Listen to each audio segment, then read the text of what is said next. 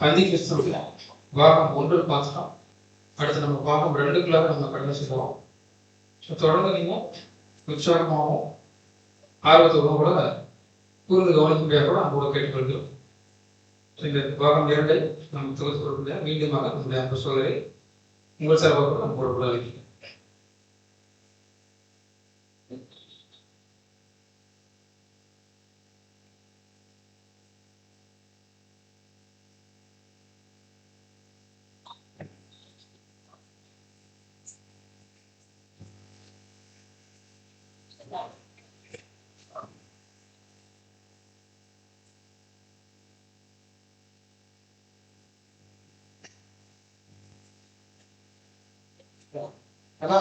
எல்லாரும் சொல்லுங்க.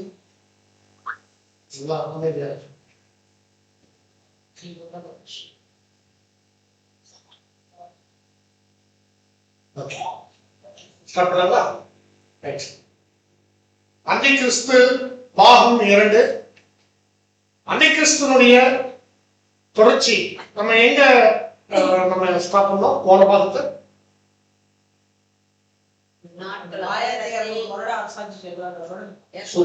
Very good. உற்சாகமாயிட்டீங்க. அதே மாதிரி நீங்க ஃபாலோ பண்ணிட்டு வாங்க. 1260 வருஷம் அந்திகிறிஸ்துடைய ஆளுகை இருக்கும்னு நம்ம பார்க்கணும் இல்லையா? அது எங்க இருந்து ஆரம்பிக்குது, எங்க முடியுது அப்படிங்கிறத இந்த பாகத்தை நம்ம பார்க்கணும். நாம எதிர்பார்த்து இருக்கிறது போல கடைசி நாட்கள்லையா,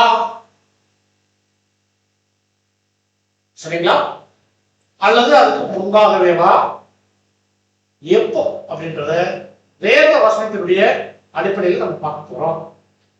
இப்ப நம்ம எங்க பார்க்க போறோம்னா, எந்த புத்தகத்திலிருந்து எடுத்து வாசிக்க போறோம் அப்படிங்கும்போது வெளிப்படுத்தின விசேஷத்தை படிக்கும்.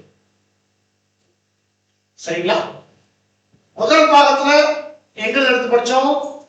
தெசலோனிக்கர் படிச்சோம். அப்புறம்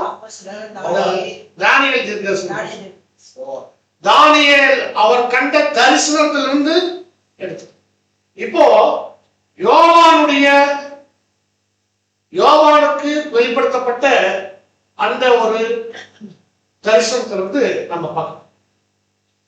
இப்போ யோவானுக்கு வெளிப்படுத்தப்பட்டதான அந்த தரிசனத்தை தான் வெளிப்படுத்தின விசேஷம் சொல்லி நம்ம சொல்றோம் இல்லையா? அதாவது யோவானுக்கு வெளிப்படுத்தினதுமான விசேஷம் தான் அவருடைய முழு வார்த்தை. அந்த புத்தகம் யாருக்கு அப்படின்னா, அந்த வெளிப்படுத்தின யாருக்கு வெளிப்படுத்துது அப்படின்னா யோவானுக்கு வெளிப்படுத்தின விசேஷம். அப்ப யோவான் என்றால் நமக்கு இல்லையா? யோவான் எப்படி இப்ப தெசலோனிக்கர் லெட்டருக்கு நம்ம படிச்சு அடுத்தவங்களுக்கு படிக்கலாம், அடுத்தவங்களுக்கு ஒரு லெட்டர் படிக்கலாம், புரியுதா இல்லையா? அவங்களுக்கு போன லெட்டரை எப்படி நாம படிக்கிறோம் அப்படின்னா, அது அவங்களுக்கு மாத்திரம் இல்ல, சத்தியம் என்ன பண்ணி என்ன செஞ்சிருக்காங்க அப்படின்னா, ட்ரூத், தேவன் அவங்களை கொண்டு நமக்கு பேசு, அவங்க மூலமா நமக்கு பேசு. இப்ப இந்த வெளிப்படுத்தின விசேஷம் எங்க இருந்து ஆரம்பம் ஆகுது? யோவானுக்கு வெளிப்படுத்தப்பட்ட இந்த தரிசன காட்சிகள் எந்த மூல எந்த வருஷம் யார சொல்ல முடியுமா?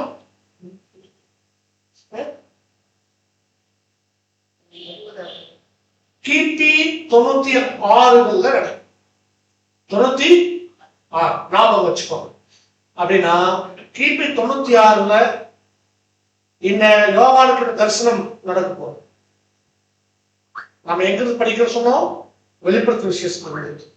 நல்லா கவனிங்க. முதல் கேள்வி என்ன? பாருங்க.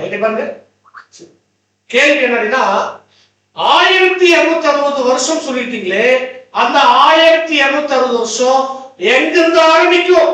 அதான் கேள்வி.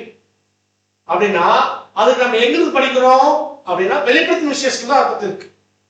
வெளிப்படுத்தும் விசேஷம் எழுதப்பட்டது எப்போ? 96. கிபி 96. 96 அப்படின்னா சீக்கிரத்தில் சம்பவிக்க வேண்டியவர்களை நம்முடைய புதிய காலத்தில் காண்பிக்கும். அப்படின்னா இனிமேல் 96க்கு அப்புறம். அப்ப 96க்கு முன்னாடி இல்ல. 96க்கு அப்புறம்னா 97 இருக்கலாம், 98 இருக்கலாம், 200 இருக்கலாம், 300 இருக்கலாம், 400 இருக்கலாம், 1000 இருக்கலாம், 2000 இருக்கலாம், 2025 இருக்கலாம், 2026 இருக்கலாம். பின்னாடினா அதான் பின்னாடி. முன்னாடி இல்ல அப்படிங்கறத நாம தெரிஞ்சுக்கணும். சரி, இப்ப கவனிக்கணும். இப்போ கனவுல ஒரு தரிசனம் வந்து தானியேலுக்கு சொல்லப்பட்டுச்சு இல்லையா? யோவான் அந்த பத்ம தீவுல இருந்து ஒரு தரிசனத்தை பார்க்கிறாரு. எங்கன்னா வானத்துல ஒரு பெரிய அடையாளம், சின்ன அடையாளம் இல்ல, பெரிய அடையாளம். பெரிய அடையாளத்துக்கு சின்ன அடையாளம் என்ன வித்தியாசம்?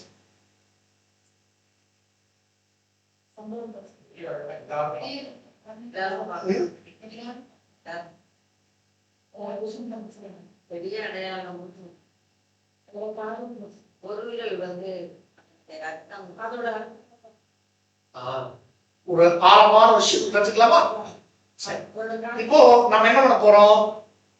ஃபர்ஸ்ட் பார்ட்டுக்கும் 2வது பார்ட்டுக்கும் என்ன இருக்கு அப்படின்னா கொஞ்சம் டீப்பா போக போறோம். நீங்க முதல் பாகத்துல கவனிச்சதை விட அதிக கவனம் இந்த பாகத்துல உங்களுக்கு வேணும். அப்படியே வானத்தை பார்க்கிறாரு, ஒரு பெரிய அடையாளம் காணப்படுது. என்ன பார்த்தாரு யோவான் அப்படின்னா ஒரு ஸ்திரீ சூரியனை அணிந்திருந்தாள். இந்த வார்த்தை கேட்ட மாதிரி இருக்கா? 12. எங்க கேட்டீங்க? எந்த பாடத்துல கேட்டீங்க? வெளிப்படம் இந்த இடத்துல ஃபர்ஸ்ட் ஒரு கிளாஸ் நடத்துறாங்களா?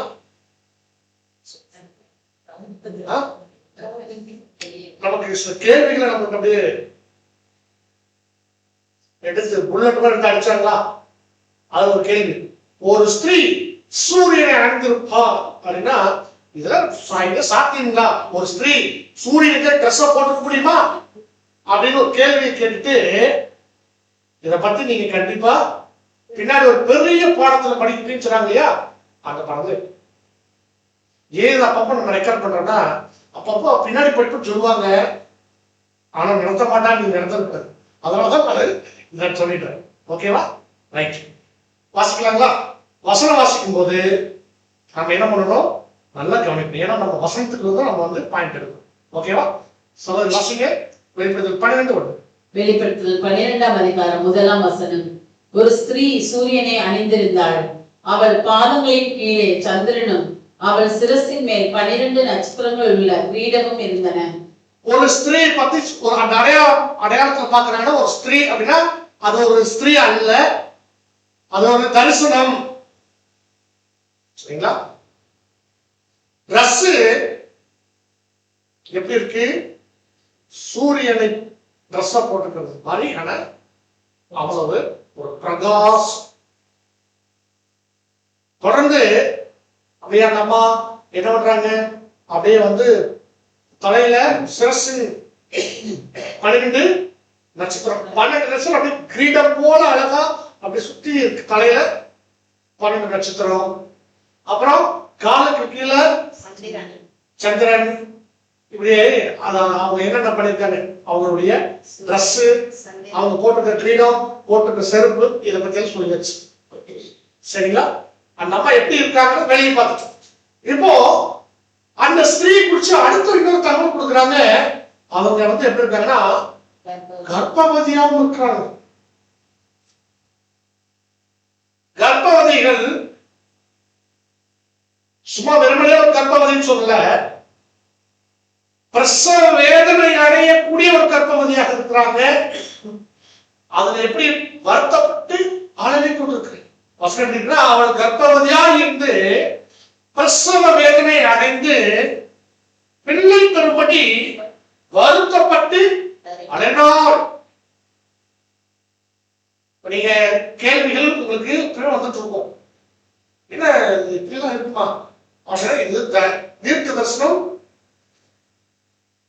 சிங்கத்துக்கு எங்கேயாவது கழுகினுடைய சிறகு இருக்குமா? இருந்துச்சு. தானியேல்ல படிச்சு. அப்படின்னா அது நேரடியா இல்லை. அதனால சிங்கத்தை போல வந்தது சிங்கம் இல்ல, அது பார்க்கறதுக்கு சிங்கம் மாதிரி இருக்குது உருவம். அடுத்தது கரடி அல்ல, கரடி போல. அடுத்தது சிறுத்தை அல்ல, சிறுத்தை போல. ஓகேங்களா? அதே அப்படிதான் இருக்கு தரிசனம். அடையாளம் தான் பார்க்கணும்.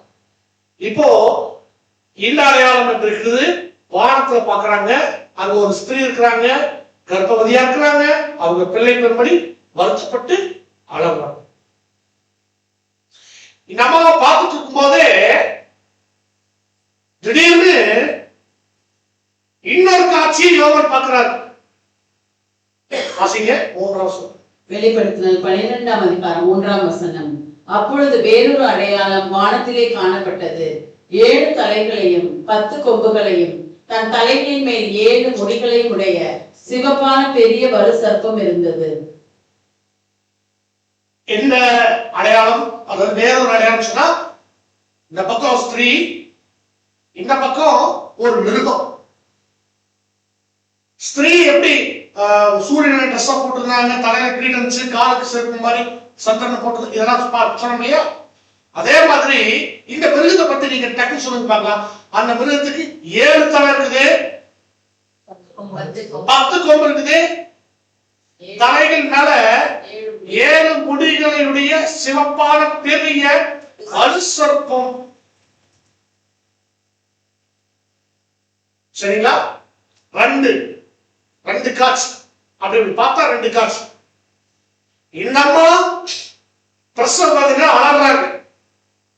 எப்படி வருத்தப்பட்டு. சரி, இப்ப நீங்க சொல்லுங்க பார்க்கலாம். இங்க அநேக சகோதரர்கள் இருக்கிறேன். எந்த ஸ்திரீயாவது நமக்கு பிள்ளை வளர்க்கும் போதுன்னு வருத்தப்படுவாங்க. எவ்வளவு வலி வேலை இருந்தாலும் அந்த வலிக்குள்ள ஒரு சந்தோஷம் இருக்கு இல்லையா? ஒரு மிகுந்த மகிழ்ச்சி இருக்கு இல்லையா? வருத்தம் இருக்காது. ஆனா நமக்கு வருத்தம் இருக்கு. சரியா? அதே மாதிரி இங்க ஒரு மிருகம் ரெடியா இருக்கு. எதுக்கு ரெடியா இருக்குது அப்படின்னா பாருங்க, வாசிங்க 4ஆம் வசனம். வெளிப்படுத்தினல் 12ஆம் அதிகாரம் 4ஆம் வசனம். பிரசவ வேதனை படுகிற அந்த ஸ்திரீ பிள்ளை பெற்ற உடனே அவளுடைய பிள்ளையை பட்சித்து போடும்படிக்கு அந்த வலு சர்ப்பம் அவளுக்கு முன்பாக நின்றது. அந்த அம்மா குழந்தை பெற்று எடுத்த உடனே அந்த குழந்தையை பட்சிக்கிறது. என்ன? உழுகிறது, எடுத்துக்கிறது,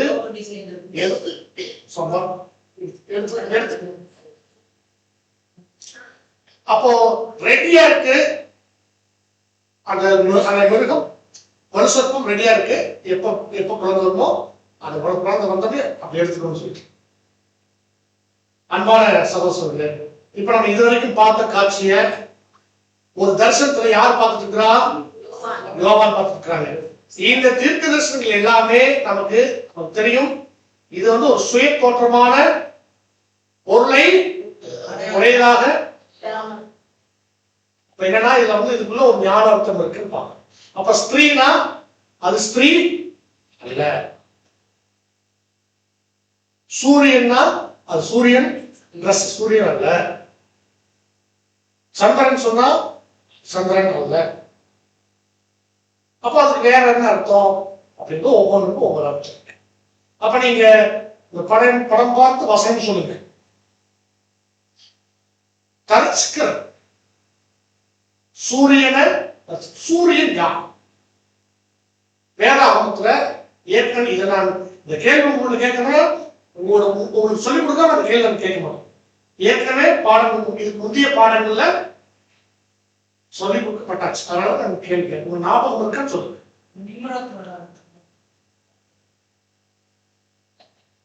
சூரியன்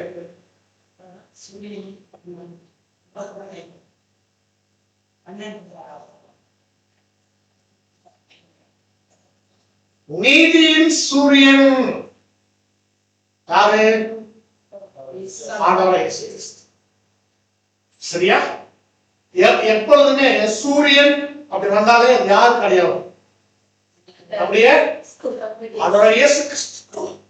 சரி, அதெல்லாம் மல்கிய 4:2 என் நாமத்துக்கு பயந்திருக்கிற உங்கள் மேல் நீதியின் சூரியன் உதிக்கும் அப்படின்னா எதை பத்தினா கிறிஸ்து வரும்போது அந்த ஒளி, அந்த பிரகாசம், அந்த இருளுள்ள ஸ்தலத்துல பிரகாசிக்கக்கூடிய ஒளி, அந்த ஒளி வருதுன்னா இருள் என்ன வரும்? வெளிச்சம் வருது, இருள் போயிடும். கரெக்டா? அதான் இது யாருக்கு அடையாளம்னா இயேசு கிறிஸ்து தான் அடையாளமாக சொல்றது. அதுல நீதியின் சூரியன் சொல்றது. சந்தோஷமே. இப்ப அந்த சூரியனை ட்ரெஸ்ஸா போட்டுக்கிறாங்க. அப்போ ஸ்திரீ அப்படி சொன்னா தீர்க்க தரிசனத்துல ஸ்திரீ யார்?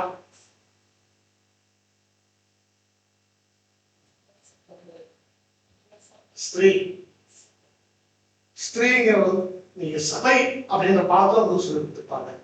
சபையை நீங்க 2 பாகமா படிச்சீங்களா? 3 பாகம். 3வது பாகத்துக்கு தமிழ் கூட்டம் படிச்சிருக்கீங்க. அந்த முதல் பாகம் அப்புறம் 2வது பாகமா படிச்சிருக்கீங்க. அந்த சபை பாகத்துல நீங்க கத்துக்கிட்டது என்ன அப்படின்னா, ஸ்திரீ அப்படிங்கிறது சபைக்கு அடையாளம். அப்போ இந்த ஸ்திரீ யாரை அடையாளப்படுத்துறாங்க?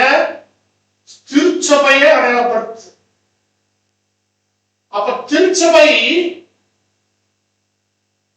சூரியன் ட்ரெஸ்ஸா போட்டிருக்காங்களா? இயேசு கிறிஸ்துவ ட்ரெஸ்ஸா போட்டிருக்காங்களா? ஆமா.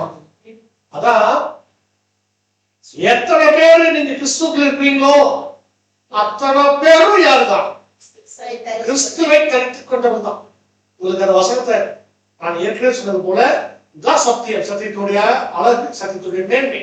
நீங்க வசனங்களை நீங்க கனெக்ட் பண்றீங்க பாருங்க, அதுக்கு பேர் தான் ட்ரூத், அதுக்கு பேர் சத்தியம். 2 வசனங்களுக்கு அந்த தொடர்பு படுத்தக்கூடிய அழகு இருக்கு பாருங்க, அது சரியா பொருந்தும். ஜோடி வசனங்களை நீங்க சரியா தேடி அதை மேட்ச் பண்ணும்போது ஒரு இடத்துல கேள்வி, ஒரு இடத்துல பதில், 2யும் சேர்த்து வந்துச்சுங்களா? இதான் அழகு, இந்த சத்தியம். சரியா? அப்போ அந்த ஸ்திரீ சூரியனை அடைந்திருந்தார் அப்படின்னு சொன்னா திருச்சபை இயேசு கிறிஸ்துவை தனக்குள்ளாக ஏற்றுக்கொண்டு இருக்க அந்த காலப்பகுதியை சொல்றது. சரிங்களா? சரி, இப்போ இப்படி நல்லா கவனிக்கணும். இன்னும் அந்த 12 நட்சத்திரங்கள் இருக்கிறது. அது ஒவ்வொன்றும் ஒவ்வொரு நட்சத்திரம் தலைக்கு மேல இருக்குது அப்படின்னா அதெல்லாம் யாரை அடையாளப்படுத்துது? 12 சபை அஸ்திவாரமாக இருக்கிறது அப்போஸ்தலர்கள். 12 அப்போஸ்தலருக்கு அடையாளம் டீட்டெயில் நம்ம பார்க்கலாம். அந்த காலுக்கு கீழே இருக்கக்கூடிய நியாய பிரமாணங்களுக்கு அடையாளம். அதாவது தேவனுடைய வார்த்தைகள் அந்த நியாய பிரமாணங்கள் தான் உருவான நியாய பிரமாணங்கள் நிறைவேற்றித்தான் கிறிஸ்து என்ன பண்றாருன்னா இந்த அன்பின் பிரமாணத்தை உருவாக்கி கொடுத்தாங்க. அந்த அன்பின் பிரமாணத்துல கட்டமைக்கப்பட்டதான் சபை, திருச்சபை. அன்புல இருந்து பிறந்தவங்க அப்படின்னு சொல்லுவாங்க. சரியா? ரைட். இப்ப நீங்க நல்லா கவனிக்கோங்க. அன்பு சொல்ல அப்ப இது ஒரு கால பகுதியை அடையாளம் சொல்றது. ஒரு ஸ்திரீ கிறிஸ்துவை அடைந்திருந்தால்னா இயேசு கிறிஸ்துவை ஏற்றுக்கொண்ட ஆதிகால திருச்சபை. ஒரு ஸ்திரீ சூரியனை அடைந்திருந்தால் அப்படின்னா இனிமேல் நீங்க என்ன பண்ணக்கூடாது, ஐயோ எனக்கு புரியலையே அப்படின்னு நினைக்காம இது ஆதிகால திருச்சபையில் இருக்கக்கூடிய அந்த கிறிஸ்தவர்களை அடையாளப்படுத்துறது தான் இது. சரிங்களா? அதனாலதான் நம்ம சொல்றோம் 96க்கு சரிங்களா? இயேசு கிறிஸ்துவை ஏற்றுக்கொண்டு அந்த சபைகள் கிறிஸ்துவர் உருவாக ஆரம்பிச்ச காலப்பகுதி. இப்போ அந்த ஸ்திரீ கர்ப்பவதியா இருக்கிறாங்க அப்படின்னா அப்போ அந்த ஸ்திரீக்குள்ள ஒரு ஜீவன் உருவாகும். அத கர்ப்பவதி. அந்த அம்மாவுக்குள்ள இன்னொரு குழந்தை. அவங்களே ஒரு ஜீவனுள்ள ஒரு ஸ்திரீ, அவங்களுக்குள்ள அந்த பிள்ளை கருவா இருக்கு. அந்த பிள்ளை உருவானதுலையும் அந்த பிள்ளை பிறக்கிறதுலையும் அந்த அம்மாவுக்கு சந்தோஷமே இல்லை. ஆனா அதுக்குள்ள என்ன இருக்கு? வருத்தம் இருக்கு. அப்படின்னா இது திருச்சபை, ஆதிகார திருச்சபை அப்படின்னு சொன்னா, அப்ப ஆதிகார திருச்சபை, ஆதிகார கிறிஸ்தவர்களுக்குள்ள விரும்பத்தகாத ஒரு விஷயம் உருவாகுது. புரியுதுங்களா? நல்லா கவனிங்க. ஆதிகார திருச்சபையில கிறிஸ்தவ சபைகளுக்குள்ள, சபை உண்மையான கிறிஸ்தவர்களுக்குள்ள, உண்மையான கிறிஸ்தவர்கள் விரும்பாத ஒரு காரியம் உருவாகுது. அதுதான் அந்த கரு. அந்த கரு சபை விரும்பவே இல்லை, ஒருபாடு விரும்பல. ஆனா அந்த குழந்தை சபைக்கு தேவையில்லை, சபையின் திருச்சபையின் பிள்ளைகளுக்கு தேவையில்லை. ஆனா அது யாருக்கு தேவை? பக்கத்துல ஒரு அடையாளம் இருந்துச்சு இல்லையா, ஒரு மிருகம் ரெட்டியா இருந்துச்சு பாரு, டிராகன். டிராகன் எப்படி? வலு சர்ப்பம், வலு சர்ப்பம். வலு சர்ப்பம் என்ன பண்ணுது? அந்த குழந்தைய அப்படின்னா அந்த அம்மா எப்படியாவது தனக்கு இருக்கக்கூடியது வேண்டத்தகாத விரும்பத்தகாததை வெளியே அந்த சபை விரும்பாததை, அதாவது உண்மையான திருச்சபை, சரிங்களா, உண்மை கிறிஸ்துவர்கள் அவங்க விரும்பாததை யார் அப்படி எடுத்துக்கிறாங்கன்னா இந்த மிருகம் எடுத்து. அப்ப நான் ஏற்கனவே உங்களுக்கு முதல் பாடத்தில் சொன்னேன், தீர்க்க தரிசனத்துல மிருகம் வந்தாலே யாராலையும் போட்டு ராஜ்யம், சரிங்களா? அப்போ இந்த மாதிரியான டிராகன் மிருகம் தானியேல் தீர்க்கதரிசனத்துல நம்ம படிச்சோமா? எத்தனாவது மிருகம்? 4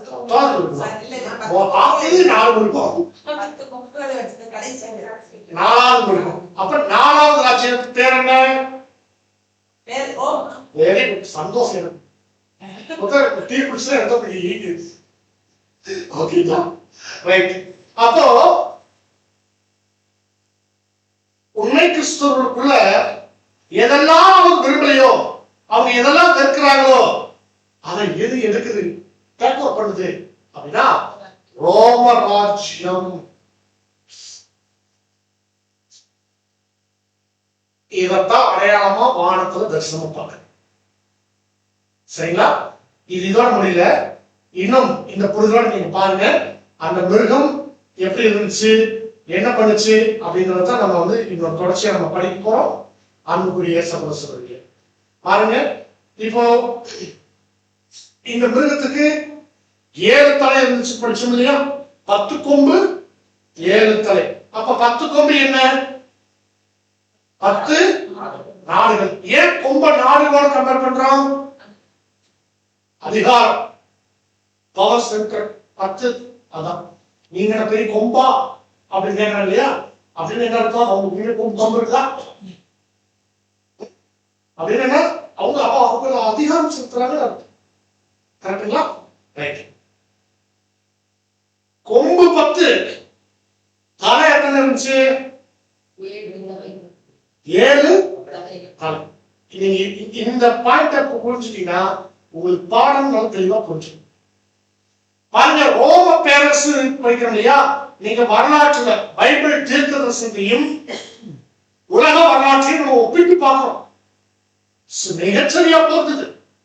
ரோம ராஜ்யம் எப்படி கட்டமைக்கப்பட்டுச்சா? 10 தேசங்கள் பாருங்க, England, Poland, France, Germany, Belgium, Portugal, Spain, Austria, Sweden, Denmark, இந்த 10 நாடுகளும் சேர்ந்து ஒட்டுமொத்த இந்த ரோம சாம்ராஜ்யத்தையும் ஏற்படுத்தி அதை என்ன பண்றாங்க? தன்னுடைய கட்டுப்பாட்டில் வச்சு, உலகம் முழுக்க தன்னுடைய கட்டுப்பாட்டில் வச்சு ஆளுகை செய்கிறாங்க. சரிங்களா? இந்த 10 கொம்புகள் 10 நாடுகள், 7 தலை. ரோம ராஜ்யத்துக்கு 7 தலையா? நீங்க 5ஆம் உலக பேரரசு பார்த்தா நீங்க மறந்துடவே கூடாது. அதனால திரும்ப திரும்ப நான் கேட்டேன். அங்க தலை வரும்போது தலை சொல் தலைமை. பாருங்க, இதுல உங்களுக்கு 4 தலை இருக்கும். அது சிறுத்தை. எது? கிரேக்க ராஜ்யத்துக்கு 4 தலை. சிங்கம் முதல்ல சிங்கமா? கழுகுடைய ரெக்கை இருந்துச்சு, சிங்கம் இருந்துச்சு. சிங்கத்துக்கு ஒரே தலை தான் இருந்துச்சு. கரெக்டா ஒரே தலை தான் இருந்துச்சு. ஒரே தலைனா பாபிலோன் ராஜ்யம் நேபுகாத்நேச்சார் தான் அந்த தலைமை, அவருடைய தலைமை தான் அந்த அரசாட்சி. அடுத்து மேதோ பர்சியா அப்படின்னா கரடி, ஒரே தலை தான். அது அப்புறம் மேதியர்கள் பர்சியல் கூட்டாட்சி. கூட்டாட்சியா கூட்டணி ஆட்சி. ஒரு நாளைக்கு கூட பேசுறாங்க இல்லையா, கூட்டணியில பேசுறாங்க இல்லையா, அடுத்து கவர்மெண்ட் அமைக்கிறதுக்கு இந்த கட்சியும் இந்த கட்சி சேர்ந்து என்ன பண்றாங்க, அரசாட்சி பண்ண போறாங்க அப்படின்றாங்க இல்லையா. அதே மாதிரி அன்னைக்கு மேதியர்களும் பெர்சியர்களும் சேர்ந்து பண்ணாங்க. அதனாலதான் கரடி தலை ஒண்ணுதான், யாரும் பெர்சியர்கள் தலையா இருந்தாங்க. சரிங்களா? அடுத்தது கிரேக்க சாம்ராஜ்யம் மூணாவது. அதுக்கு எத்தனை தலை? அது ஒண்ணு 4 தலை இருக்கு. அதான் அந்த கிரேட் அலெக்சாண்டர். இதெல்லாம் ஹிஸ்டரியே நீங்க படிச்சிருப்பீங்க. இந்த பாடம் நீங்க அதான் ரொம்ப ரொம்ப முக்கியமா உங்களுக்கு போனாலும் சொல்லிருக்கோம். நீங்க ஒரு நாள் பாடத்தை ரீகால் பண்ணிடுவாங்க, ஹோம்ஒர்க். சரியா? அந்த 4 தலை நீங்க அலெக்சாண்டருடைய அவருடைய கவர்மெண்ட்ல 4 பேர் தான். ஆமா, யாரு பேரு?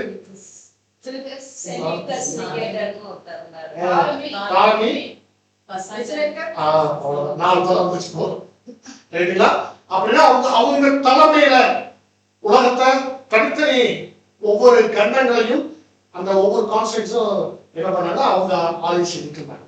ஆசிய கண்டத்தை ஒருத்தர், ஆப்பிரிக்கா கண்டம், அந்த மாதிரி ஒவ்வொரு கண்ட பகுதிகளிலும் அவங்க அவங்களுடைய தலைமையில் நடந்துச்சு. இந்த ரோம ராஜ்யத்துக்கு 7 அந்த மிருகத்துக்கு 7 தலைனா அப்ப 7 தலைமைகள்.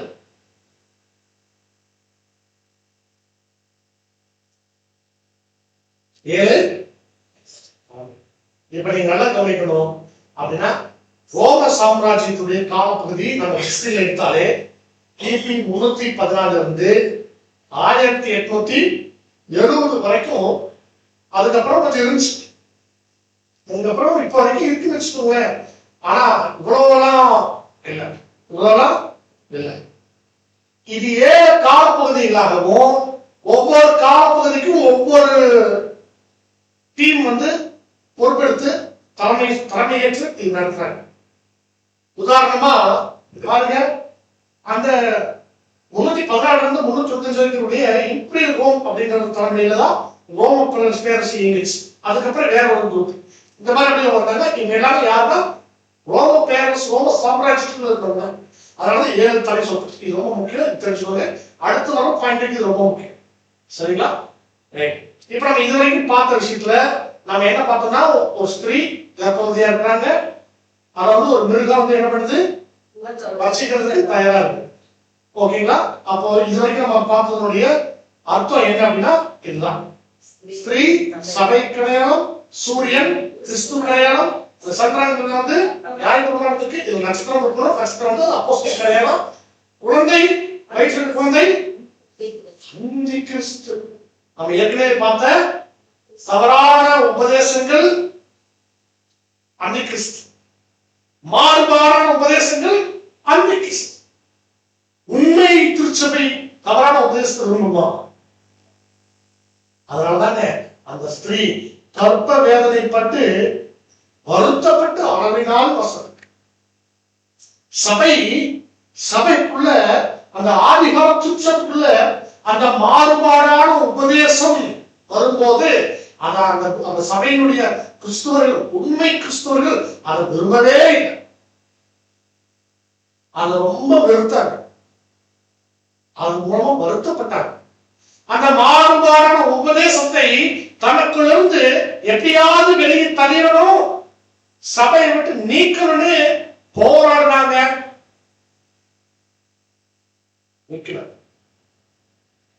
அந்த வலுசற்பம் ரோமராஜ்யம். சரிங்களா? பாருங்க, தரிசன காட்சி இதோட முடியல, இன்னும் இருக்குது. சரிங்களா? இப்ப பாருங்க அன்புக்குரிய சகோதரர்களே, இப்ப நம்ம ஏற்கனவே பார்க்கறது போல இதுதான் உண்மையாக சொல்லணும்னா இந்த அக்கிரமத்தின் ரகசியம். இதுதான் அக்கிரமத்தின் ரகசியம். சரிங்களா? சரி, அப்ப என்ன நடந்துச்சு என்ன நடந்துச்சு அப்படின்னு சொல்லும்போது, அந்த குழந்தை பிறந்துச்சு. பிறந்தது சும்மா இல்ல, அது என்ன பண்ணுச்சுன்னா அது ஒரு ஆண் பிள்ளையா பிறந்துச்சு. வசைங்க. வெளிப்படுத்துதல் 12ஆம் அதிகாரம் 5ஆம் வசனம். சகல ஜாதிகளையும் இரும்பு கோலால் ஆளுகை செய்யும் ஆண் பிள்ளையை அவர் பெற்றார். ஆண் பிள்ளையா பிறந்துச்சு. அதே பர்டிகுலரா ஆண் பிள்ளை. சகல ஜாதிகளையும் இரும்பு கோலாய் ஆளுக ஆண் பிள்ளை.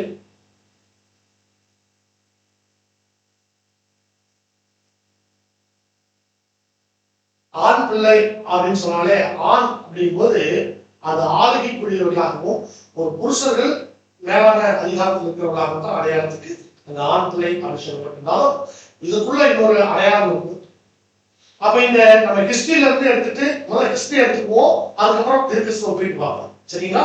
சரியா மேட்சம். எப்படின்னா, இந்த ரோம சாம்ராஜ்யம் கிறிஸ்துவரிடத்திலிருந்து எடுத்துக்கொண்ட தவறான உபதேசங்கள் அதை உறுதியா எடுத்துட்டு கிறிஸ்துவர் மத்தியில கிறிஸ்துவருக்குள்ள தவறான உபதேசத்தை பரப்பி மாறுபாடான உபதேசத்தை போதிக்க ஆரம்பிச்சது. அது மாத்திரமல்ல, இந்த பிள்ளையை கொண்டு போய் சிங்காசனத்திலேயே உட்கார வச்சது. இந்த ஆண் பிள்ளையை ஆளுகை செய்யறதுக்கு ஒரு சிங்காசனத்தில் உட்கார வச்சாங்க. இந்த ரோம சாம்ராஜ்யம் கையில எடுத்த இந்த ஆண் பிள்ளை யார் அப்படின்னா அதுதான் இந்த போப்பு. நீங்க யாரும் தவறா நினைச்ச வேண்டாம். நம்ம சத்தியத்தை சத்தியமா நம்ம சொல்லிட்டு இருக்கிறோம். இனிமேல் நிறைய சொல்ல போறோம். வேற நீங்க யாராவது இந்த ரோமன் கத்தோலிக்க சபையில யாராவது வந்திருந்தீங்கன்னா தயவுசெய்து யாரும் இருந்தாங்க வருத்தப்பட்ட வேண்டாம். நீங்க சத்தியத்தை முதல்ல கேட்டு. இப்போ இந்த ரோம சாம்ராஜ்யம் ரோமர்கள் ஏற்படுத்திட்ட அவங்க கையில் எடுத்த கிறிஸ்துவ அமைப்பு, இதைத்தான் கிறிஸ்துவும் அப்போஸ்தலர்களும் உருவாக்குறாங்களா? இவங்களுடைய போதனைகளை தான், இவங்க போதிக்கக்கூடிய விஷயத்தான் அன்னைக்கு சீசர்கள் அப்போஸ்தலர்கள் நமக்காக நிருபங்களையும் எல்லாத்தையும் சொல்லி இருக்காங்களா? சுவிசேஷங்கள் நம்ம எப்படி எதான் படிக்கிறோமா அப்படின்னா நிறைய மாறுபாடு இருக்கு. அதனாலதான் நாம இங்க இதோட நம்ம இப்பவே நம்ம முடிவு போட்டா இன்னும் சில விஷயங்கள் இது கூடுதலா நம்ம சில தகவலுக்கு நம்ம கொடுக்குறோம். பாருங்க, ஏற்கனவே நம்ம பார்த்தோம் இல்லையா, முதல் பாகத்துல அறிமுக பாயிண்ட்ல பார்த்தோம் இல்லையா, அந்தி கிறிஸ்துவை நம்ம எங்க தேடலாம்? அடையாளம், அந்தி கிறிஸ்துடைய அடையாளம் அப்படின் போது தெசலோனிக்கேயர்ல ஒரு வசனம் தரச்சு. 2 தெசலோனிக்கேயர் 2ஆம் அதிகாரம் 4ஆம் வசனம். அவன் எதிர்த்து நிற்கிறவனாயும் தேவன் எண்ணப்படுவது எதுவோ ஆராதிக்கப்படுவது எதுவோ அவை எல்லாவற்றிற்கும் மேலாக தன்னை உயர்த்துகிறவனாயும் தேவனுடைய ஆலயத்தில் தேவன் போல உட்கார்ந்து தன்னைத்தானே தேவன் என்று காண்பிக்கிறவனாயும் இருப்பான். புரியுதுங்களா? இப்போ சரியா, ரொம்ப சரியா மேட்ச் ஆகுங்க. தேவனுடைய ஆலயத்துல தேவன் இருக்க வேண்டிய ஸ்தானத்துல தேவனுக்கு பதிலா தன்னை முன்னிறுத்தி, சரிங்களா, தேவனுக்கு கொடுக்க வேண்டிய கனம் மகிமை ஆராதனை யாருக்கு அப்படின்னா தனக்கு எடுத்துக்கொண்ட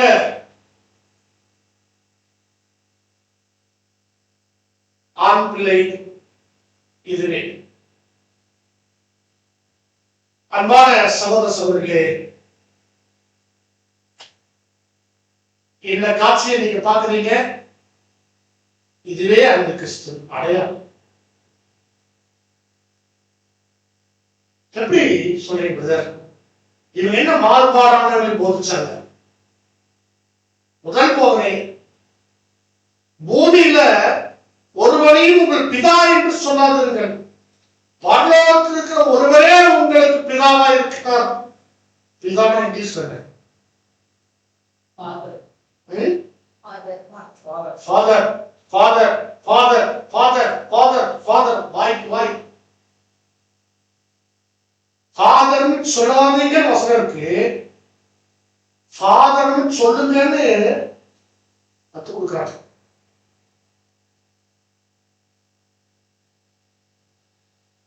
சிங்காசனத்துக்கு எடுத்து மிடில் ஈஸ்ட்ல மாத்திரமில்லை, இன்னைக்கு எல்லா பகுதியிலும் போப்பு கேட்காம யாரும் எந்த முடிவு எடுக்கிறது உங்களுக்கு போப்பு கேட்காம யாரும். ஏன் அந்த அளவுக்கு கவர்மெண்ட் தான் அப்படியே கொண்டு போய் இவர் சிங்காசனத்துல உட்கார்ந்து கடவுள் ஸ்தானத்துல. ஆனா இவங்க வாய்கள் அத்தனையும் தவறான போதகம், மக்கள் மேல செலுத்துற அத்தனையும் அதிகாரம். அதிகாரம் சாதாரண அதிகாரம் இல்லைங்க,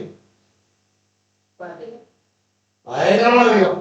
இவர் சொல்றதுக்கு மீறி யாராவது செஞ்சாங்கன்னா அல்லது இவர் சொல்றதை யாரும் செய்யலாம் மரண தண்டனை. நீங்க வரலாற்றுல படிச்சோம்னா ரொம்ப ரொம்ப பயமா இருக்கும். அவ்வளவு விஷயம் செஞ்சுட்டாங்க.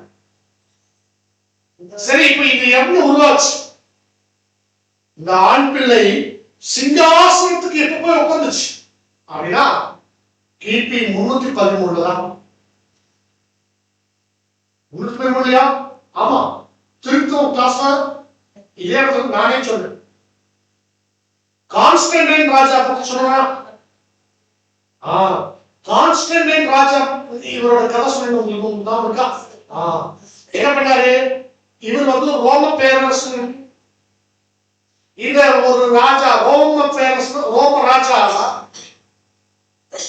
திடீர்னு கிறிஸ்துவ கன்வெர்ட் ஆயிட்டார். அதுக்கு ஒரு கதை இருக்குது. அவர் கனவு சிலுவை அடையாளம் வந்துச்சு, அதன் மூலமா போர் ஜெயிச்சாரு. சரிங்களா? அப்ப இது கிறிஸ்துவ அடையாளம் யாருக்கு இருக்குது? கிறிஸ்துவருக்கு இருக்குது. அப்ப நாமளும் என்ன ஆயிடுவோம், இது ரொம்ப ராசியா இருக்குது அப்படின்னு சொல்லி என்ன பண்றாரு, கிறிஸ்துவரா மாறிட்டார். அதாவது யார் ஒருத்தர் கிறிஸ்துவரா மாற முடியும்? யார் ஒருத்தர் கிறிஸ்துவை கிறிஸ்துக்கு இயேசு கிறிஸ்துவை குறிச்சு படிச்சு தெரிஞ்சு அவருடைய போதனைகளை ஏற்றுக்கொண்டு அவரை பின்பற்றினால்தான் கிறிஸ்துவர்கள். கரெக்டுங்களா? ஆனா இவர் எப்படி ஒரே நைட்ல ஒரு நைட் கூட இல்ல அப்படின்னு என்னன்னே தெரியாது. ஆனா கிறிஸ்துவ இவர் கிறிஸ்துவா மாறணும்னே ராஜாவே கிறிஸ்டினா மாறினா ஜனங்க ஆவாங்க. ஒண்ணு வேண்டாம், இன்னைக்கு ஒரு அரசியல் வச்சிருக்கு, அவர் திடீர்னு கிறிஸ்டினா மாறி சர்ச் மாற ஆரம்பிச்சுவாங்க. அவருடைய தொண்டர்கள் ரசிகர்கள்லாம் அவர் எந்த சர்ச்சுக்கு போறாரோ குமிஞ்சிருவாங்கல்ல.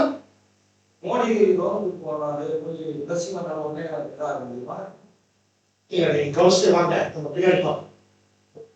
கிறிஸ்துமஸ் அந்த டைம்ல அவன் பண்றப்ப பிஜேபி உத்தரப்பிரதேசம் ரொம்ப அநியாயம் பண்ணாங்க, அடிச்சாங்க கிறிஸ்டின். ஆனா இது பிரச்சனை வந்தாரு கிறிஸ்டின் தெரிச்சுல. நீங்க பார்த்து போறீங்க, நம்ம பின்னாடி நிறைய டிஸ்கஸ் பண்றோம். நம்ம மோசப்பட்டு வேண்டாம், சரியா? அப்ப இங்க என்ன பண்ணாங்கன்னா, இந்த மாதிரி கிறிஸ்துவ மாறும்போது கிறிஸ்துவை ஏற்றுக்கொள்ளாதவர்களும் கிறிஸ்துவை ஏற்றுக்கொள்ள ஆரம்பிச்சாங்க. போதனத்தின் அடிப்படையில் இல்லை, எந்த ஒரு கொள்கையோ எந்த சித்தாந்தமோ எதுவுமே இருக்காது. ஆனா கிறிஸ்துவர்கள் தன் அடையாளத்துக்குவாங்க, சிறுவை அடையாளத்தை கொண்டு போறாங்க. சரிங்களா? அப்ப இவங்களுக்கு என்ன விஷயம்? கிறிஸ்துவ பத்தி இவங்களுக்கு என்ன போதனை இல்லை. என்னுடைய போதனை வாய்ஸ் அவங்களோட டாக்டர் என்ன, அவங்க சொந்தமா இருக்க ஆரம்பிச்சு நிறைய விஷயங்கள் நடந்துச்சு. கிபி 33. அதனாலதான் சொல்றோம், இந்த கிபி 33 நிறைய விஷயங்கள் இங்கதான் ஆரம்பம் ஆச்சு. அதுல குறிப்பா அந்த இசையா மாநாட்டை பத்தி எல்லாம் நம்ம திருத்துவ வகுப்பையே நம்ம டீட்டெயிலா சொல்லியிருந்தோம். இங்கதான் என்ன பண்ணாங்க, 325 ஒரு மாநாடு. அந்த மாநாட்டுல அந்த திருத்துவ அப்படிங்கிற திருத்துவம் அப்படிங்கிற ஒரு கண்ட உபதேசம் அங்கதான் உருவாக்கப்பட்டுச்சு. எல்லா நாடுகளையும் பாக்குறாங்க, எல்லா நாட்டிலையும் 3 கடவுள் இருக்கிறாங்க, இந்தியா உட்பட. ஆனா கிறிஸ்துவ மதத்துல 3 கடவுள் இல்லையே அப்படின்னு மூன்று கடவுள் வழிபாட்டுக்கு மாறினாங்க. நிறைய விஷயங்களை என்ன பண்ணாங்கன்னா இப்படிதான் உள்ள புகுத்த ஆரம்பிச்சாங்க. அப்படியே கிபி 400 வரும்போது இவங்களே ஒரு புது பைபிள் போட்டாங்க. சரிங்களா? கவர்மெண்ட் போட்டாங்க. எப்படி? அந்த அந்த சிட்டிக்கு பேரு கோடா, கடவுளின் நகரம், வாட்டிகன் சிட்டி. அதுக்காகதான் வந்து யாரு? போப்பு தான் எல்லாமே. எப்படின்னா இதை பத்தி நீங்க சொல்லணும்னா, இதை பத்தி தெரிஞ்சுக்கணும்னா அவ்வளவு விஷயம் போப்பை பத்தி நம்ம படிக்கலாம். அவ்வளவு இருக்கு. ஒருவேளை நீங்க போப்பு சொல்றதை யாருன்னு கேட்கலன்னா அன்னைக்கே மரணம் அவங்க என்னவா தங்களை அறிவிச்சாங்க? விக்கர் ஆஃப் கிரைஸ்ட் அப்படின்னு சொன்னாங்க. அப்படின்னா நாங்க தான் சபைக்கு. ஆனா வசனம் சொல்றது சபைக்கு யார் தலை? சபைக்கு கிறிஸ்துவின் தலை வந்து உண்மை கிறிஸ்தவர்கள். கிறிஸ்து அந்தி கிறிஸ்து எப்படி சொல்றாங்க? கிறிஸ்து தலை இல்லப்பா, நான் தான்.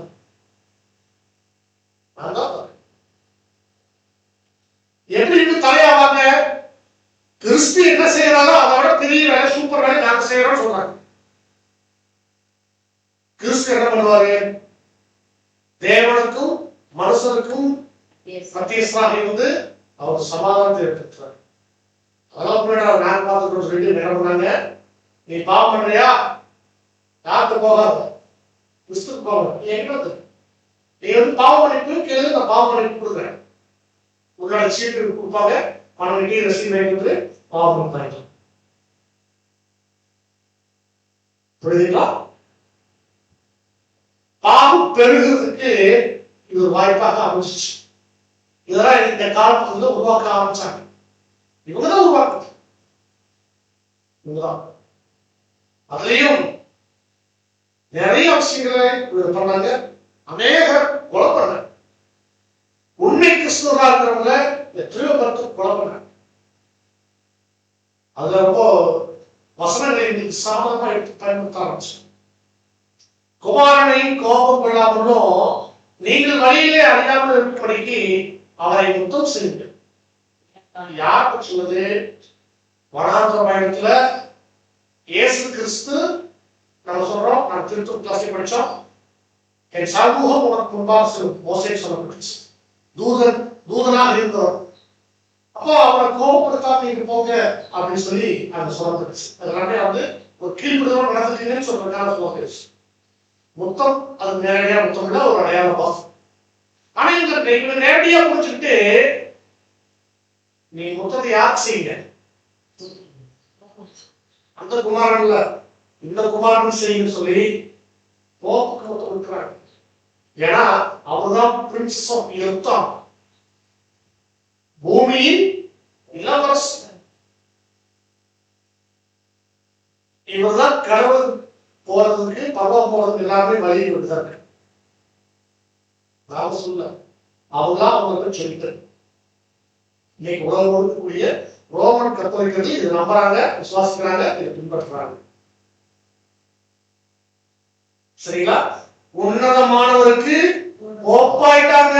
உன்னதமானவர்களுக்கு என்ன ஆயிட்டாங்கன்னா அவங்களுடைய போதகத்துக்கு மாறா இவங்க ஒரு மாறுபாடானதை போதிக்க ஆரம்பிச்சாங்க. கடவுள் தான் போப்பு தான் கடவுள், பூமிக்கு கடவுள் இவர்தான். அண்ட சராசங்களுக்கு கடவுள் வச்சிருக்காரு. அவருக்காக இந்த பூமிக்கு யார் தலையா? இந்த பூமிக்கு யார் கடவுளாம்னா போப்பு கடவுள், பூமியின் கடவுள் அப்படின்னு சொல்லிட்டாங்கல்ல. அதனாலதான் மக்கள் யார் வணங்க ஆரம்பிச்சிட்டாங்க. என்ன பண்ணிட்டு இருக்காரு?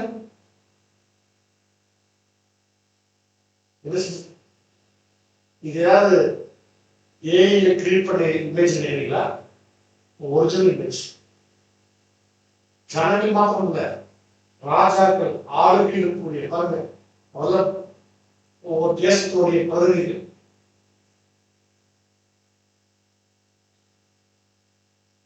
போனா பாருங்க, மோடியாவது யார் போன முதல்ல கையில முத்தம் கொடுத்துதான். ஆமா, எல்லாத்தையும் மாற்றிட்டாங்க. தேவனுடைய சத்தியத்தை அவர்கள் பொய்யாக மாற்றி சிருஷ்டிகளை தொழுது சேவியாமல் சிருஷ்டியை தொழுது சேவித்தார்கள். அப்படியே நடக்கும்.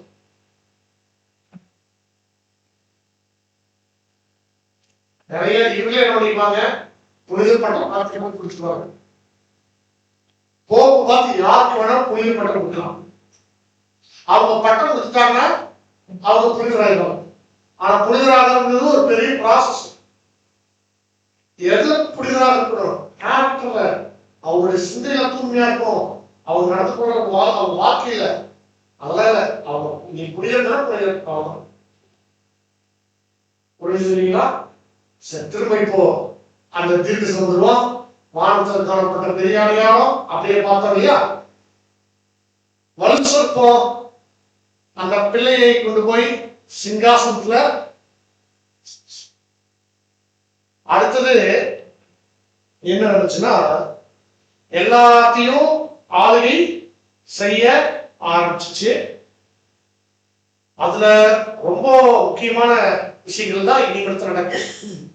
எப்படி பரிசுத்தவான்களை ஒடுக்கிறது அப்படிங்கிற அந்த தீர்க்கசும் எப்படி நிறைவேறுது அப்படிங்கிறத நான் வசனத்துக்கு வாசிக்கலாம். சில வசனங்க 4-5. வெளிப்படுத்தல் 12ஆம் அதிகாரம் 4 மற்றும் 5ஆம் வசனங்கள்.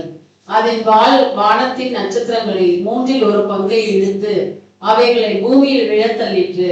பிரசவ வேதனை படுகிற அந்த ஸ்திரீ பிள்ளை பெற்றவுடனே அவளுடைய பிள்ளையை பட்சித்து போடும்படிக்கு அந்த வலுசற்பம் அவளுக்கு முன்பாக நின்றது. சகல ஜாதிகளையும் இருப்புக்கோளால் ஆளுகை செய்யும் ஆண் பிள்ளையை அவள் பெற்றாள். அவளுடைய பிள்ளை தேவனிடத்திற்கும் அவருடைய சிங்காசனத்திற்கும் எடுத்துக் கொள்ளப்பட்டது. குழந்தை சிங்காசனம் போயிடுச்சு. ஸ்திரீ துன்புறுத்தப்பட்டால். ஸ்திரீ யாரு? சபை. உண்மை சபை. அது ரொம்ப உண்மை சபை. ஓகே, சரிங்களா? அதான் எப்படி சொல்லப்பட்டிருக்குன்னா, துன்புறுத்தப்படும் போது ஸ்திரீயானவள் வனாந்தரத்துக்கு ஓடி போனாள். வெளிப்படுத்தல் 12வது வாசிக்கிறோம். ஸ்திரீ அந்த குழந்தையை பெற்று, அதாவது அந்த கள்ள போதனைகளை தனக்குள்ளாக இருக்கக்கூடிய மாறுபாடான உபதேசங்களை அவங்களுக்கு வந்து விளக்கிட்டு அவங்க என்ன பண்றாங்க, வனாந்தரத்துக்கு ஓடி போன. வனாந்தர நிலைமை அப்படிங்கிறது எது? வனாந்தரம் சொன்னா வனாந்தரம் அல்லன்னு நமக்கு தெரியும் இல்லையா? வனாந்தரம் என்னன்னா ரொம்ப கடுமையான கஷ்டமான ஒரு காலப்பகுதியில் தான். சிட்டிக்கு இருந்தா சௌகரியமா இருக்குமா? காட்டுக்கு இருந்து எப்படி இருக்கும்? எதுவுமே கிடைக்கும். அப்போ வேதனை, கஷ்டம், கஷ்ட காலம். அப்ப சபைக்கு அது ஒரு கஷ்ட காலம். ஓகேங்களா? எத்தனை வருஷம் ஸ்ரீ வனாந்தரத்துக்கு ஓடி போனாங்க? 1000. இங்க அவங்க வந்து உண்மை சபையை வந்து அவங்க துன்புறுத்தினாங்க. அதுதான் நடந்துச்சு. நீங்க பார்க்கும்போது ரோமர்கள் கிறிஸ்துவ திருத்த வகுப்பு இந்த விஷயங்கள சொல்லி சொன்னோம். நான் நினைக்கிறேன் ஒரு பெரிய ஸ்டேடியம். அந்த ஸ்டேடியத்துல என்ன பண்ணுவாங்க, உண்மையான கிறிஸ்தவர்களை உள்ள விட்டு சிங்கத்தை விட்டு கடிக்க வச்சாங்க. அப்படியே வந்து ஒரு கம்பத்துல கட்டி நெருப்பு வச்சு கொளுத்தி அவங்க தீப்பிடிச்சு எரிஞ்சாங்க. அதுல வந்து இவங்க ரசிச்சாங்க. கொஞ்சம் கொஞ்சம்ல அவங்க பண்ண சித்திரவதை, ஏகப்பட்ட சித்திரவதை, இதெல்லாம் சொல்லி மாறாது. அதுல ஒரு அவருக்கு வந்துட்டு அவருக்கு என்ன பேர்னாம அதிக பேரை கொலை செஞ்சதுனால ஒரு படுகொலையும் தந்தையும் பேர் வாங்கலாம். படுகொலையும் தந்தை. யார் படுகொலை பண்ணாங்க? உண்மையான தேவனுடைய பிள்ளைகள், உண்மை கிறிஸ்துவர்களை கொலை செஞ்சு பட்ட வாங்குற மனுஷன்.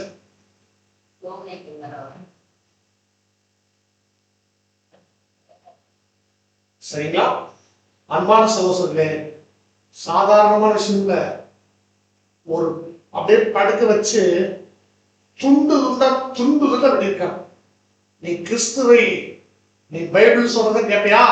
நாங்க சொல்றத கேட்க மாட்டியா? நீ இப்பவே நீ போப்ப சொல்றதை கேட்கணும்னு சொல்லு. உயிரோட இல்ல இல்ல, நான் இயேசு கிறிஸ்து சொல்றதை நான் கேட்பேன், அவருடைய போதனை தான் நான் ஏற்றுக்கொள்வேன் அப்படின்னா அப்படியே பாட்டுக்கு போட்டு சுண்டுகளை வைக்குவாங்க. இல்லைன்னா சம்மட்டி எடுத்து அடிச்சு மனசு.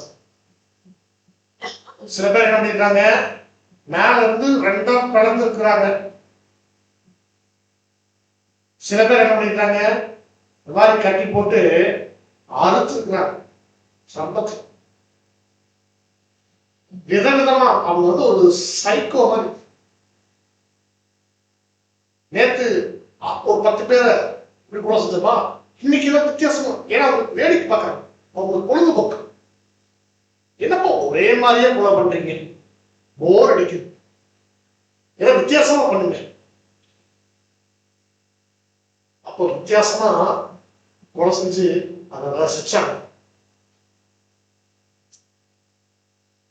இவங்க பண்ணதுலயே ரொம்ப ஹையஸ்ட், அந்த என்ன சொல்லுவாங்க, பெஸ்ட் ரெக்கார்டு பிரேக் சொல்லுவாங்க. அந்த மாதிரி சொல்லுவாங்க இல்லையா, எப்படி கிரிக்கெட்ல வந்து 200 ரன் அடிச்சிட்டாங்க கிரிக்கெட் பிளேயர், அப்படின்னா ரெக்கார்ட் பண்ணிட்டாரு அப்படின்னு சொல்லுவாங்க இல்லையா. அந்த மாதிரி இவங்க பண்ண ரெக்கார்டு இருந்தா ஒரே நாள்ல 60,000 பேருக்கு மோசம் சொல்லு. ஒரே நாள்ல 60,000 பேர். அந்த 60,000 பேர் யாரு தெரியுங்களா? ஏதோ நீங்க வந்து கோயில் விசேஷத்துக்கு போய் நெரிசல் செத்து போனவங்க நினைக்காதீங்க, சரிங்களா? உண்மையா கிறிஸ்துவுக்காக ரத்த சத்தியம் மறிச்சவங்க 60,000 பேர். ஆகஸ்ட் 24, 1574. இவர் இது பேசணும், நிறைய ரெக்கார்ட்ஸ், நிறைய விஷயங்கள் இருக்கு, ஒவ்வொன்றும் பேசலாம், நமக்கு நேரம் இல்லை, சரிங்களா? இப்ப நம்ம என்ன பண்றோம், இந்த மாதிரி சபை கஷ்டத்தை அனுபவிச்சு காலப்போது எத்தனை வருஷம் தெரியுங்களா? ஸ்திரீயானவள் வனாந்தரத்துக்கு ஓடி போனார். எத்தனை நாள்? 1264 அளவும் ஸ்திரீ வனாந்தரத்துலதான் இருந்தாங்க. வனாந்தரத்திலேயே தேவன் அவங்களுக்கு என்ன பண்ணாருன்னா சாப்பாடு கொடுத்தார். இது தீர்க்க தரிசனம். அதோட அர்த்தம் என்ன தெரியுங்களா? 1260 நாள் அப்படின்னா 1260 வருஷம். இந்த வருஷத்துக்கு நீங்க எங்க பிரச்சனை இருக்குதா? இந்த வருஷத்துக்கு ஏற்கனவே என்ன பிரச்சனை இருக்கா? தானியேல்ல படிச்சோம். எப்படி படிச்சோம்? ஒரு காலமும் காலங்களும் அரை காலம் படிச்சோம், கரெக்டுங்களா? கணக்கு போட்டு பார்த்தோம்னா என்ன வந்துச்சு? தானியேல் கனவுல வந்த, அவருடைய சொப்பனத்துல வந்த, தரிசனத்துல வந்த காலங்கள் அரைக்காலமும், இங்க யோவானுக்கு வெளிப்படுத்தப்பட்ட தரிசனத்துல ஸ்திரீயானவள் வனாந்தரத்துக்கு ஓடி போனால் 1260 நாள், 2 ஒரேதான் வருதா? அப்படின்னா ஒரே விஷயத்துக்கு பேசுறாங்கன்னு அர்த்தம், சரிங்களா? வேற யாரும் துன்பப்படுத்தல, அந்த ஸ்திரீ, அந்த பிள்ளைதான் துன்பப்படுத்துச்சு. அந்த ஆண் பிள்ளை ஸ்திரீயை துன்பப்படுத்தியது.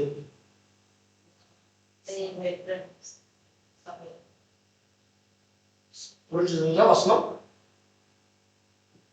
அந்த ஸ்திரீக்குல இருந்து வந்தது. அப்போ அந்த கள்ள உபதேசமே உண்மை திருச்சபையில் கிறிஸ்தவர்களை துன்பப்படுத்துச்சுதான் அர்த்தம், சரிங்களா?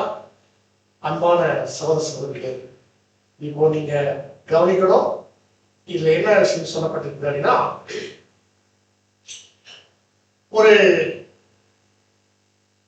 இதனுடைய தொடர்ச்சியாக இதுக்கடுத்து என்ன நடக்குது, எப்படி நடக்குது அப்படிங்கிறத வாசம் 11 வரைக்கும் படிச்சோம். 14 வாசம். வெளிப்படுத்துதல் 12ஆம் அதிகாரம் 14ஆம் வசனம். ஸ்திரீயானவள் அந்த பாம்பின் முகத்திற்கு விலகி ஒரு காலமும் காலங்களும் அரைக்காலமுமாக போஷிக்கப்படத்தக்கதாய் வனாந்தரத்தில் உள்ள தன் இடத்திற்கு பறந்து போகும்படி பெருங்கழுகின் 2 சிறகுகள் அவளுக்கு கொடுக்கப்பட்டது. கிட்டத்தட்ட 3ஆம் நூற்றாண்டுல பிரச்சனை ஆரம்பிச்சிச்சு. நம்ம ஏற்கனவே எங்க இருந்துன்னா நம்ம கணக்கு போட்டுட்டோம் 1260 வருஷங்கள். அதனுடைய ஆரம்பம் எங்க? கிபி 313 சொல்லி, சரியா? அங்கிருந்து அந்த கான்ஸ்டன்டைன் ராஜா காலத்துல இருந்து அது ஆரம்பம் ஆயிடுச்சு, சரிங்களா? பாருங்க, இப்போ ஸ்திரீ வனாந்தரத்தில் இருந்தாலும் தேவன் போஷிக்கிறார். யாருக்கு? ஸ்திரீ. அப்ப இதனுடைய அர்த்தம் என்ன? ஸ்திரீ யாரு? சபை. ஸ்திரீ வனாந்தர நிலம் இருக்குன்னா சபை உபத்திரவமான காலப்பகுதியில் இருக்குது. அப்போ உபத்திரவமான காலப்பகுதியில் இருந்துட்டாலும் தேவன் அவங்களுக்கு கொடுக்க வேண்டிய சத்தியத்தை கொடுத்தாங்க. அந்தந்த காலப்பகுதியில தேவன் சில மனுஷர்களை ஏற்படுத்தி அவங்களுக்கு கொடுக்க வேண்டிய போஷத்தை தவறாம கொடுத்தாங்க. அதைத்தான் இங்க தீர்க்கதரிசனமாக இப்படி அடையாளம் சொல்ல போதுன்னா, வனாந்தரத்தில் உள்ள அந்த இடத்துக்கு பறந்து போகக்கூடிய பெருங்கலையின் 2 சிறகுகள், 2 சிறகு இருக்குது. அது பெருசா இருக்குது, அதான் பறக்குது. அந்த 2 சிறகு வேற ஒண்ணு இல்லை, ஒன்று பழைய ஏற்பாடு. இந்த காலப்பகுதியில தான் பைபிள் முழுமையா சபைக்கு கையில் கிடைச்சிச்சு. பைபிள் உருவாக்கப்பட்ட காலப்பகுதி. அப்ப இதுக்கு பைபிள் எப்படி இருந்துச்சு பாருங்க. தோரா அப்படின்னு பழைய ஏற்பாட்டு காலத்தை படிச்சாங்க. அதுக்கப்புறம் ராஜாக்களுடைய வாழ்க்கை வரலாறு, ராஜாக்கள் எழுதி வச்ச டைரி, நாளாகமும் அதுக்கு பேரு. அதுக்கப்புறம் தீர்க்கதரிசிகள் என்ன பண்ணாங்க, அவங்க அந்த காலப்பகுதியில் இஸ்ரேல் தேசத்தை நோக்கி அவர்கள் குறிப்பிட்ட சொன்ன தீர்க்க தரிசனங்கள், அந்த தீர்க்கதரிசனுடைய வார்த்தைகள் எல்லாத்தையும் பதிவா எழுதப்பட்டுச்சு. இயேசு கிறிஸ்துடைய பிறப்புக்கு பிற்பாடு சுவிசேஷங்களை எழுதினாங்க, அப்போஸ்தலர்கள் நிருபங்கள் எழுதினாங்க. இது எல்லாத்தையும் சேர்த்து அங்க என்ன பண்ணுச்சுன்னா ஒரு புத்தகமாக உருவாகச்சு. அத கழுகு உருவாகும். கழுகு சட்டைக்கு போடும், பறந்து. ஓகேங்களா? அன்பான சகோதர சகோதரிகளே, இப்பதான் நீங்க நல்லா கவனிக்கணும். அந்த ஸ்திரீய ஒரு பெரிய தண்ணி, எப்படி ஒரு ஆத்து வெள்ளம் வந்து அந்த ஸ்திரீ அடிச்சுட்டு வேற போதான். அந்த ஸ்திரீ இருக்க வனாந்தரத்தில் இருக்கிறாங்கன்னு படிச்சோம் இல்லையா? அப்போ வனாந்தரத்து காட்டுக்குள்ள தண்ணி, ஒரு காட்டாறு வெள்ளம். காட்டாறு வெள்ளம் என்ன? காட்டாறு எப்படி இருக்கும்? அந்த இடத்துல ஆறு போனதுக்கான தடம் தான் இருக்கும், தண்ணீர் இருக்காது, சும்மா காத்து உணவா இருக்கும். இவங்க ஏதாவது அங்க ஏதாவது வேலை மரங்களை வெட்டிட்டு இருக்கான்னு வச்சுக்கோங்களேன். திடீர்னு எங்கேயோ மழை வந்து தண்ணி வெள்ளம் வரும், அப்படியே படப்பட தண்ணி வந்துடும், ஓசா வரும். ஏன்னா மேல இருந்து வர தண்ணி இல்லையா, அப்படி அடிச்சு தள்ளிட்டு போயிடும். கொஞ்ச நேரம் தண்ணி வேகமா ஓடும், அப்புறம் நின்று. நீங்க மலை பிரதேசம் இருக்கிறவங்க நீங்க கேட்டு பாருங்க, கொஞ்ச நேரம் வெயிட் பண்ணாங்க என்ன ஆயிரும், ஒரு 1 மணி நேரம் 2 மணி நேரம் தண்ணி வேகம் வெள்ளம் போதா, வெள்ளம் போய் முடிஞ்சிச்சுன்னா போர்ஸ் குறைஞ்சிடும், தண்ணீர் குறைஞ்சிடும், அப்புறம் நடந்து போகலாம், கிராஸ் பண்ணிட்டு. அதே மாதிரி ஒரு திடீர்னு ஒரு வெள்ளம் வந்து அந்த ஸ்திரீய அடிச்சுட்டு போச்சு. எங்க இருந்து? பின்னாடி இருந்து. அப்படின்னு இதுக்கே தெரியல. அந்த ஸ்திரீ யார் விட்டா? அந்த நதி வெள்ளம் எங்க இருந்து வந்துச்சு? அந்த பாம்பினுடைய வாயிலும் வந்துச்சு. இப்ப இதனால நீங்க கவனிச்சு ஃபாலோ பண்ணிட்டு வாங்க. அந்த ஸ்திரீ யாரு? சபை. ஓகேங்களா? இப்ப பாம்பு எது? பாம்பு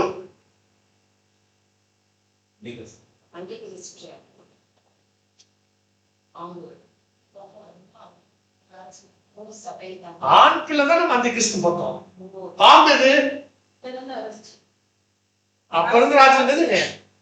ரோம ராஜ்யம். சரிங்களா? இப்போ ஒரு நதி போன்ற வெள்ளத்தை அவளுக்கு பின்னால் யாரு? அந்த ஸ்திரீ. ஆமா, பின்னால ஊற்றுச்சு.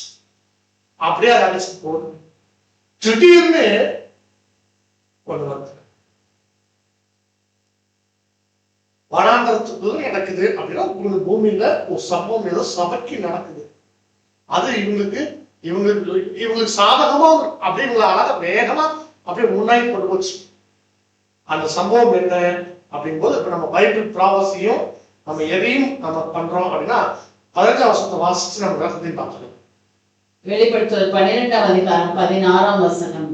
பூமியானது ஸ்திரீக்கு உதவியாக தன் வாயை திறந்து வலுசற்பம் தன் வாயிலிருந்து ஊற்றின வெள்ளத்தை விழுங்கினது.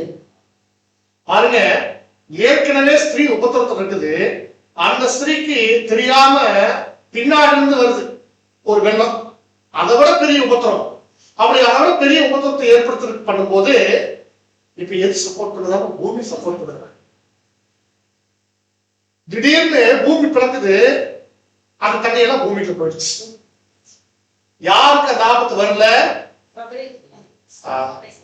டக்கு டக்கு நீங்க பொருளுக்கு வந்ததுனால ஸ்திரீ பாருங்க, சபைக்கு ஒரு ஆபத்து. அது யார் மூலமா வருது? பாம்பு மூலம் வருது. ரோம சாம்ராஜ்யத்தின் மூலமாக சபைக்கு ஒரு பெரிய ஆபத்து. என்ன ஆபத்து? நீங்களும் போப்புவை வணங்கணும், போப்பு சொல்றதை கேட்கணும் அப்படிங்கிறது ரொம்ப போர்ஸ் அவங்க மேல வந்து சட்டமாக திணிக்கப்படுது. அத காத்தாற்று வெள்ளம். ஆனா திடீர்னு பூமி சப்போர்ட் பண்ணுதாமா, பூமி தொடர்ந்து அந்த தனி பூரா அந்த போர்ஸ் கம்மி பண்ணிடுச்சு. அப்படின்னு பூமி பறந்தது. பூமி அதிர்ச்சியில பூமி பறக்கும். அப்படின்னு பூமியில வந்த பேரதிர்ச்சி என்ன அப்படின்னா இதுதான்.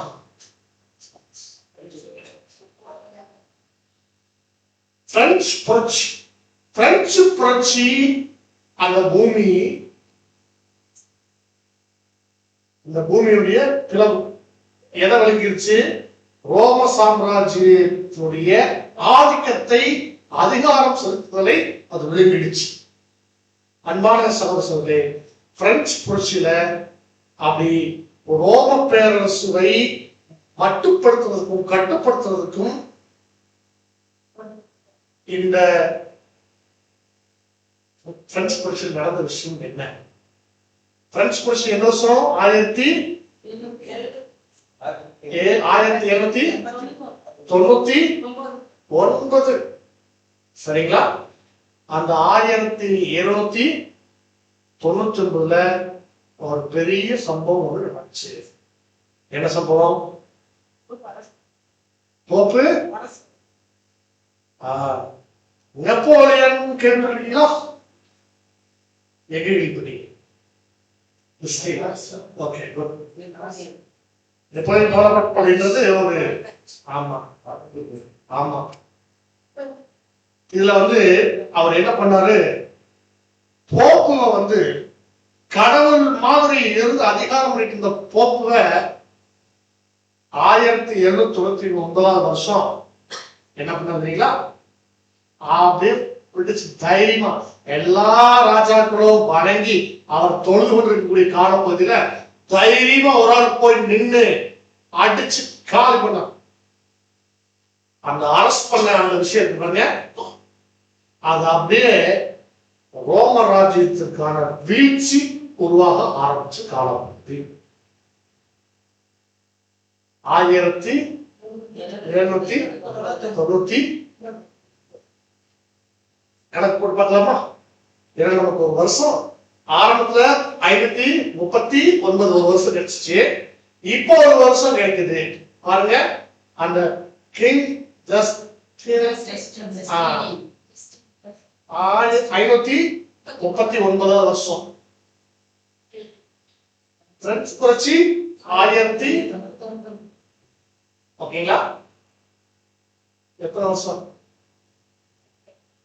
1260 வருஷம்.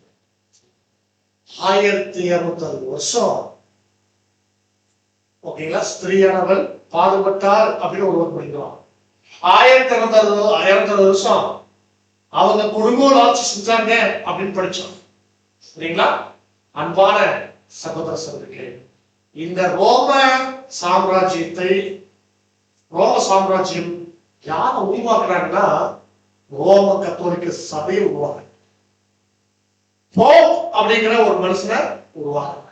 அப்ப இந்த அந்தி கிறிஸ்து அப்படிங்கிற இடத்துல இந்த அப்படியே தலைமையாக இருந்து செயல்பட்டது யாருன்னா இந்த அந்தி கிறிஸ்து அப்படின்னா ரோமன் கத்தோலிக்க சபையில் இருக்கக்கூடிய கிறிஸ்துவ தான் அந்தி கிறிஸ்து, நீங்க தான் அந்தி கிறிஸ்து அப்படி இல்லை. அந்த அமைப்பு ஏற்றுக்கொண்டிருக்கக்கூடிய கொள்கைகளும் அவங்களுடைய சித்தாந்த போதனைகள் தான் அந்தி கிறிஸ்து. அந்த தவறான உபதேசம் தான் அந்தி கிறிஸ்து. அந்த ரோமன் கத்தோலிக்க சபைகள்ல இருக்கக்கூடிய போதனைகள் இயேசு கிறிஸ்துவர்களுக்கு சொல்லிக் கொடுக்காத போதனைகள். அன்பான சகோதர சகோதரிகளே, நீங்க நல்லா கவனிக்கணும். ரோமன் கத்தோலிக்க சபை என்னவா இருக்குன்னா இங்க தலையாக உருவாகி இருக்கு. நான் ஏற்க சொன்னது போல இது அந்தி கிறிஸ்து தனி மனசு கிடையாது. அநேக அந்தி கிறிஸ்து அப்படின்னா ஒரு அமைப்பு சொல்லுவோம். அந்த அமைப்புல இப்ப தலை மட்டும்தான் பார்த்துருக்கோம். இன்னும் சரீரம் நிறைவடையில. பாகம் 3ல நம்ம ஒரு சின்ன பிரேக் எடுத்துக்கிறோம். பார்ட் 3ல நம்ம பார்க்கலாம்.